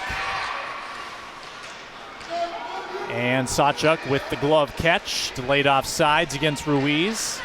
Past the halfway point of the third, and Sawchuk accidentally flips it into the bench area. Again, another example of Avery with her head up, not making the bad pass across the middle and avoiding trouble. Draw one to Rocko. Rocko tangled up with Cronkite, and Egan comes away with possession. Rim of the circle, Ruiz. Got around a slight trip there from Disted. Ruiz back for the point. Platson, Ruiz. Ruiz trying to put it in front for Cronkite, who skates to it now. Jenna Ruiz goes down to the ice. Barger staying in possession for the Wildcats. Bouncing puck off a body. Rocko gets it for the Blaze. Disted clears the puck to center. Schreiber is right there in front of her own bench. Swatted it along. In some open ice now is Cronkite. Cronkite the drop. Ruiz the shot. Deflected by Rocko and into the corner. 7:15 remaining. Platson. Schreiber. And ahead comes Cooper. Rocko felt a stick hit her helmet on that backswing by Cooper. Burnsville possesses. The captain Sawchuk ahead to Dunn'don. Dunn'don paddles it along. Mackinnon took it away. Her pass errant, intended for Platson, all the way down by the Egan net. Howard along the wall, looking for the give and go, and Howard unable to handle it. Hansen, tight angle, goes behind the net now for Dunn'don. Up top for Macke. Macke through the body of Cooper, and it banks off the end boards. Masnick looking for control and gets it. Has Dunn'don in front. Sends it that way, deflected for the high slot, and Cooper with some steam going down the right wing. Cooper poked away from Cooper by Hansen, and now Macke all alone. Intercepted along the half wall by the Wildcats. 6 minutes left in the game. We're tied at 1. Good keep by C.C. Berger. Berger battling. Fired it now for Hansen. Hansen against Schoberl. Third line out there for the Wildcats. In the corner, Schoberl, contested by Hansen, trying to center for Cora Hall. Into the corner for Macke now. Macke is okay with the icing here. Oh, it goes on net and gives Burnsville a break. They sorely needed a change out there. Backhanded for Hall. And this line for Egan's been on the ice for a while now. There's a collision at center with Kaczmarek. Good job by Bowlby to stay in possession. Bowlby behind the netting. Looks out front. Has a teammate. No, they say. Puck stays out. Nelvin had the bid. The horn sounds. They say no goal. Let's get another look when we can. Definitive look probably right here. Nelvin. Oh, that looked like a goal. Looks like a goal to me. It's funny to have it bounce out at that angle. Or must have hit the edge of the pad. From the front side, it's not definitive, but you see the puck disappear. And now... This is where we could use that overhead view, huh? Yeah, that's right. Nelvin yeah, again. That looks like that's fully in. Yeah. There might be some kind of protrusion coming off of that, the rim around the base of the net. And that might be what it hit. And at this point, unfortunately, they can't take advantage of our replay. Let's get another look. From the backside now, this might be even more definitive. It was a great play by Bowlby. And again there, our view is blocked. You can only assume where the puck sort of went there, an odd bounce. And the referee was in the right position. Whether he was able to see it or not, he was not out of position. I mean, if you're going based on sort of the letter of the law that you need visual evidence that convinces you to overturn it, I'm not sure that we necessarily have that. You're just assuming that the puck goes further across. So potentially a bad break there for Burnsville. Denied the lead. And Rocko along the boards. Cronkite takes it back for Egan. Cronkite centers, loose puck. Narrowly missed there on that opportunity, did Ruiz. And the net's off the net moorings. Is off the supports with 4:26. Yeah, it certainly has the feel right now it's going to be another dirty goal, just like the one that got waved off there. Well, I think that last missed opportunity for Burnsville makes up for the 3 posts that they've benefited from. The hockey gods are keeping score. Draw one by Mackinnon. Shot from the point. Loops up over the cage. There's Erlob. Good pass to Benfer. The speedy Erlob crashing the net. And a good defensive play, but it stays in Burnsville's possession. Benfer! Backhand, a rebound, and it kicks out to neutral. Another good chance for the Blaze. Newts to Disted, backtracking. Under 4 to play. Disted. We've got a penalty coming, it looks like, on Egan. A slash. On Mackinnon. The first power play for Burnsville in almost 2 full periods. That was a pretty lightweight. That was a slash makeup call, maybe. I wouldn't want to impugn the motives of these referees. They've done a fine job this game. That was not a blatant penalty, and there have been many other things they've let go. But great opportunity for the Blaze here late in the game. As we mentioned, Burnsville has struggled on the power play this year. They're 9 of 52 now with 2 failures today, and they will try to get on the board here on the 5-on-4 and maybe win this game. Nelvin trying to do it herself. Going a little too fast there to get control. Fires back for Macke. Macke got the puck tangled up between her skates, scooped up by Nelvin. Bowlby, the playmaker, with Kaczmarek behind her. Bowlby in some space, along for Chadwick. 1:15 to go on the power play. 3 to go in the game. Kaczmarek with some bumping out front. One-timer by Bowlby. That hit the inside of her stick, and that's going to go all the way down. No icing, of course, on the kill. 1 minute to go on the power play.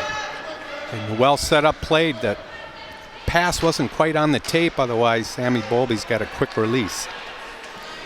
This is Nelvin. She fires. Pad save by Seager. Nelvin trying to set up Bowlby again in that right circle. Now Macke trying to preserve the zone, and she can't. 32 seconds to go on the power play. And Egan with the puck and a Burnsville penalty on Macke. And that gives the dangerous Wildcats power play a chance to win the game. And that's Jenna Ruiz making something happen. The puck going back into the corner. She won the race. And that's a hustle play there for Jenna Ruiz, which we've seen quite a bit of. It'll be 27 seconds of 4-on-4, and then a minute 33 of power play time. That could decide this one. You saw Ruiz there starting to hustle down to get after that puck. Well, Burnsville would like to at least make sure the puck's not in the zone when the power play starts. They've got 15 seconds to accomplish that. Here's Sawchuk circling behind the net. Missed Distad. Now Schreiber with it across the red line. She'll dump it in as they chase. Schoberl after it as the power play now officially begins. Third power play chance for the Wildcats, who have 19 power play goals. Minute 40 to go. 100 seconds left in this game. Puck to the blue line. Good keep by Ruiz. Egan very methodical to get this change. And Burnsville doing whatever they want with the puck, gets it out. Urlaub pressuring hard at neutral. Trying to keep this out of the zone. Doing a great job. Just a minute to go on the power play now for the Wildcats. Cronkite scooted around Urlaub and gains the zone. Cronkite to the corner. Defended well by Procco. Drops it back to Ruiz. A slap shot saved by Whedon. And the puck exits the zone. 45 seconds to go in the power play and a clearance for Burnsville. The Blaze get fresh legs on the ice. Great shift for Urlaub. She was all over there making things happen. 32 seconds to go in the power play. 14-second differential between the two clocks. Barger shot off the shoulder of Whedon, who flexes it aside. Pladsen, right point. Ruiz, Pladsen, slapper. Misses the net. Bounces back for Barger. 12 seconds to go on the power play. Nelvin and Kaczmarek bothering Ruiz along the half wall. Here's Cooper circling around the dot. Goes right point. Pladsen a shot blocked, and out of the box is Macke, but Burnsville couldn't get the puck. 10 seconds left in regulation. 1-1 tie. Howard is taken down.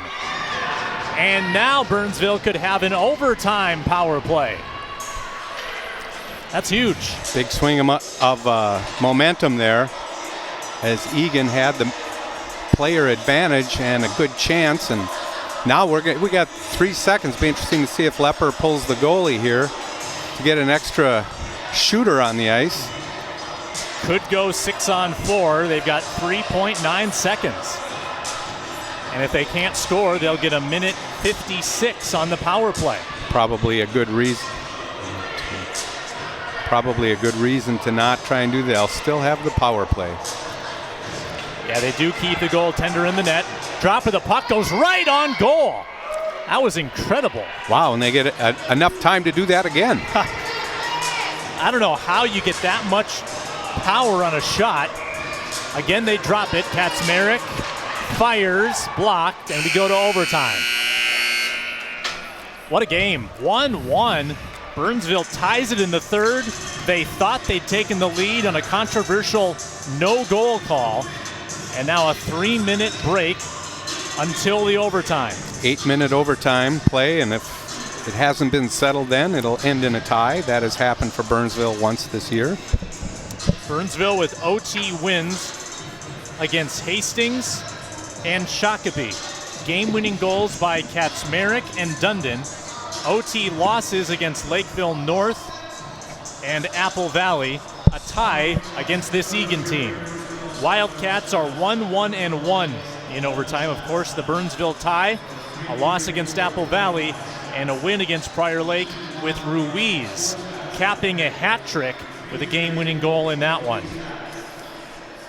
Well, this feels like, John, if this were to result in a tie or otherwise, this matchup deserves a third meeting in the playoffs. Yeah, and that could very well happen depending where the seeding is. Blaze look to, at this point, be either a number 2 or a number 3 seed. And in fact, Egan is not necessarily that highly placed in the section. Well, they're middle of the pack, so maybe a second round game. Hey folks, are you captivated by this overtime? You can sound off with Sam. Just send your comment or question to BCTV at burnsvillemn.gov. BCTV at burnsvillemn.gov. Sound off with Sam. Who's going to win this game? Who's going to tally the game winner? Let us know. BCTV at burnsvillemn.gov. And we talked about depth earlier and the fact that Burnsville might be a little deeper. You only have 8 minutes here. I expect we're going to see a lot of the top 2 lines of Egan out there. Egan 5-7-1 in conference. Burnsville the reverse, 7-5-1. Let's take a look at the upcoming schedule for the Wildcats and see what they have up until the end of their regular season. They go home after this for a big one against Apple Valley. Apple Valley, the conference leaders. That can be seen on ETV, as well as their season finale game against Shakopee. That's also broadcast on ETV, and we welcome all of our viewers on that network this afternoon. The upcoming games for Burnsville now. Jan 21, they're at Eastview. That's a tough game. They'll be favored at Prior Lake next Saturday, and then we'll be back, John and I will, next Tuesday against Farmington, the number 2 team in the conference, and they finish against Lakeville North, who they lost to 5-4 in overtime in the first meeting. Yeah, so it'll be a tough couple of games near the end. Blaze really want to finish strong. These are very important games in section seeding, especially against section opponents like the Wildcats. Burnsville 5-3 in 1-goal games. Egan 4-4. If somebody wins this, it'll be by a 1-goal margin, of course.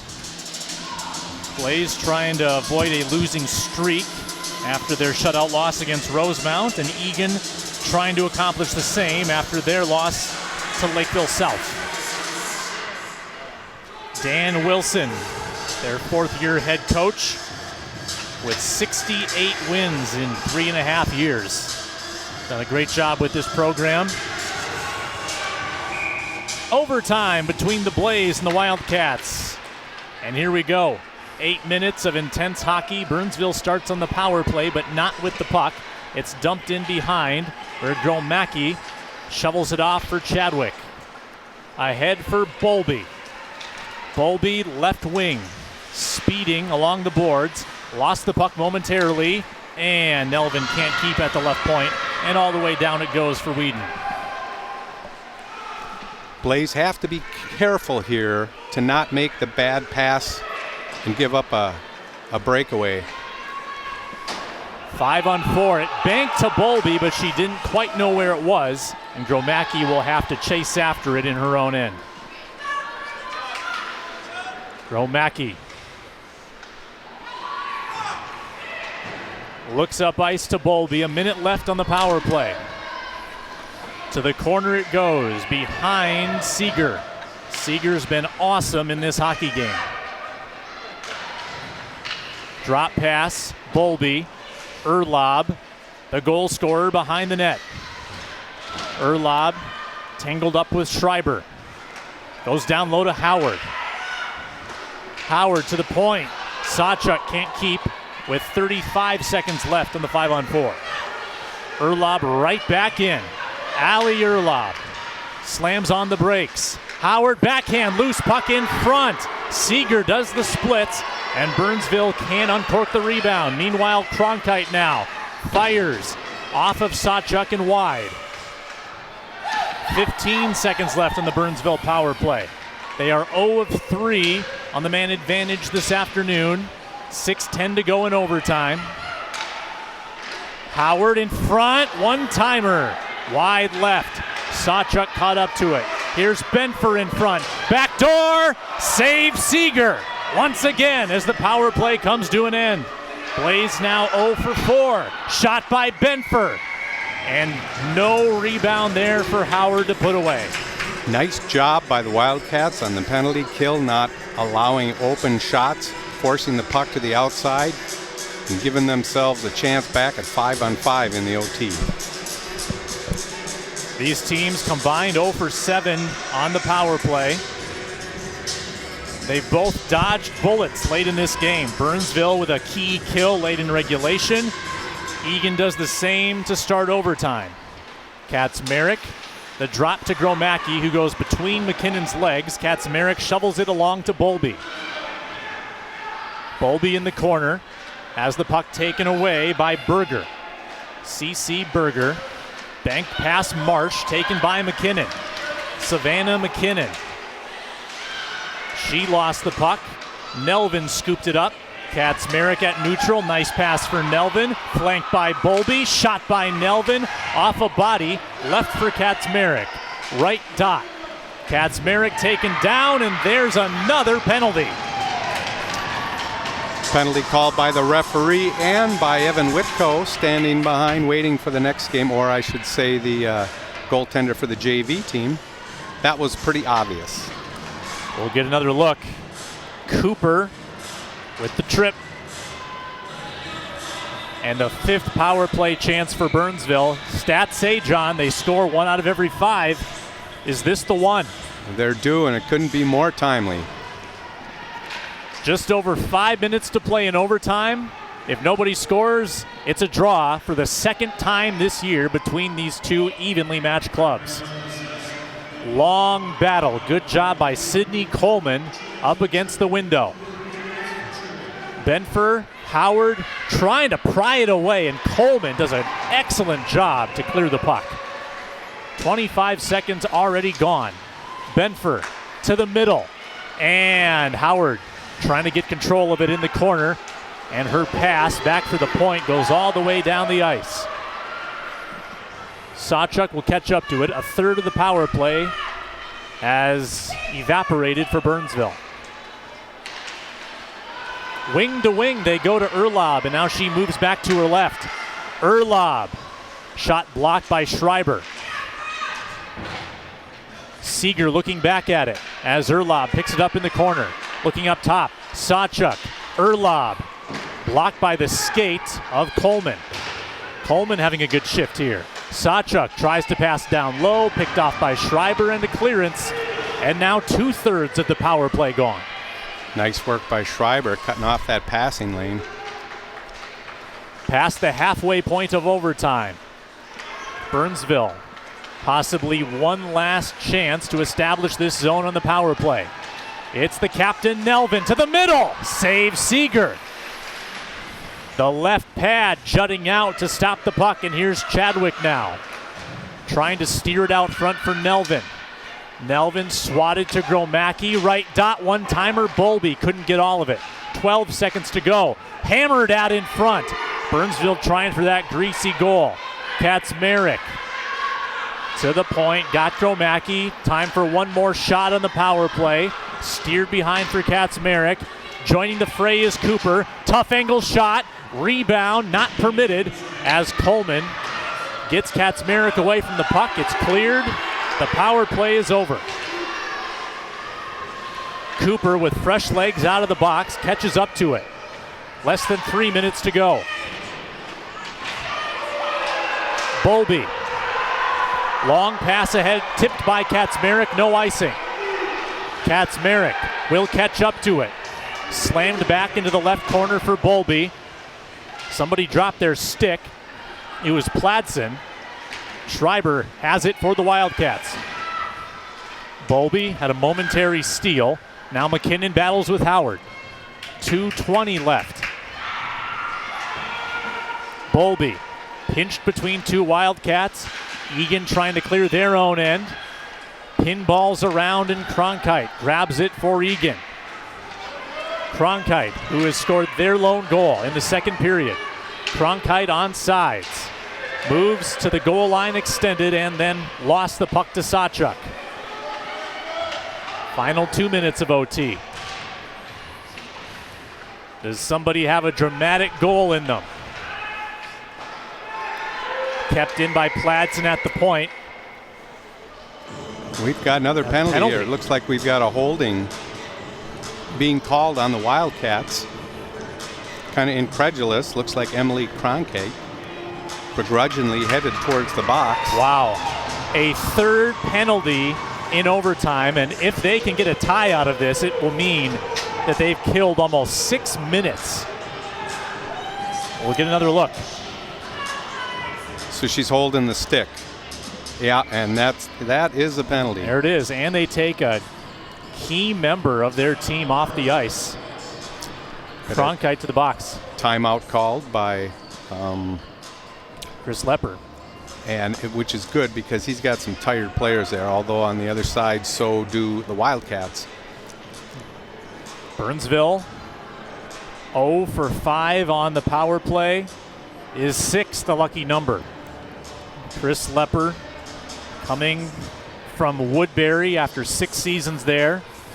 Had a tough go of it in Woodbury. There's 29 wins, but he comes to Burnsville and he's got him at 13 wins through 20 games. The International Falls native, there's Dan Wilson, who came over from Henry Sibley. And, Chris's record is a good example of the quality and depth of the players. Good coaches can win with good players. They have trouble with when they don't have the horses, if you will. And he's trying to make the best out of what he's got here at Burnsville, and the results have been pretty good so far this year. They'll come out of the timeout with 1:46. Sudden death overtime. Good way to start our hockey doubleheader on BCTV. Hey folks, when you have a moment, check out the City of Burnsville's YouTube channel at youtube.com/City of Burnsville MN. There you will find Burnsville briefs, sports highlights, PSAs, Sustainability Man, Self-Suburban Spotlight, and more. Visit youtube.com/City of Burnsville MN. Nelvin, Distad, and Kaczmarek on the forward line. Distad won the draw, but it's not going to count. Both Nelvin and Pladsen were pinching a little bit too much there. Pladsen has it in her own end, has some real estate. Pladsen looking down ice. Good block by Nelvin to keep the zone. They were trying to get a breakaway with Ruiz.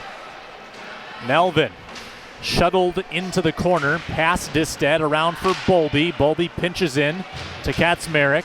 Burnsville looking for control. There's some pushing in front with Distad, no call. Distad fires, tipped by Kaczmarek, who goes after it now. Nelvin, cross ice, Bowlby hauls it in, goes behind. Distad nearest to it, picked off by Coleman, and Coleman again trying to freeze the puck like she did last time. They whistle it dead. 1:01 to go.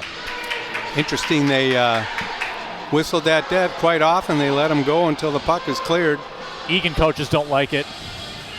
Well, there was a play earlier where they thought a penalty should have been called, and still a little hot under the collar. Ruiz against Distad. The 8th grader trying to win a key draw. Goes in front, and Distad nearly hammered it home. A clearance by the Wildcats with under a minute to play. And the dangerous Jenna Ruiz in on the forecheck. There she goes. She's got it. Ruiz flips it in. Probably kills an additional 10 seconds. 40 to go. And Ruiz with the tip now out to neutral ice. Right to Bowlby. Bowlby's one-on-one. Lofts one wide left. Sammy Bowlby. Bowlby swings at it. Loose puck to Coleman. 20 seconds. Not quite a keep there by Gromacki, but gives Burnsville a chance to reestablish with 15. Gotta hurry now. Distad. Bowlby got turned around with 7 seconds left. Kaczmarek off the end glass. 3 with 2. Pladsen pressuring. Gromacki will not have time. And this terrific, dramatic hockey game ends in a 1-1 draw. Are you not entertained? What a great matchup. Good back and forth. 3 pipes on one side, disallowed goal on the other. Probably only right that it ends in a tie. Blaze to 13-6-2. 7-5-2 in conference play with 4 games remaining. Egan 10-9-2. 5-7-2 in conference, also with 4 games left. And these teams could be destined to play in the postseason, maybe a second-round matchup awaiting. And we would love to see what happens there where they cannot play to a tie. No, it will be settled at one point or another. And the Blaze have played some long overtime games in the playoffs. They had a notable one a few years ago against Eastridge where the goal was disallowed as time ran out in the short overtime, and then the Blaze came back to win. Well, that was fun. We've still got more hockey to come. Boys game to follow at 7 o'clock local time on BCTV and ETV. We thank you all for watching from Egan, from Burnsville, and wherever you might be on the globe at burnsville.tv/live. For John Mara, I'm Sam Eckstrom. Big thanks to our entire crew here at Gary R. Harker Rink. We'll pause for a couple hours and then rejoin you for boys hockey action at 7 o'clock tonight. So long until then.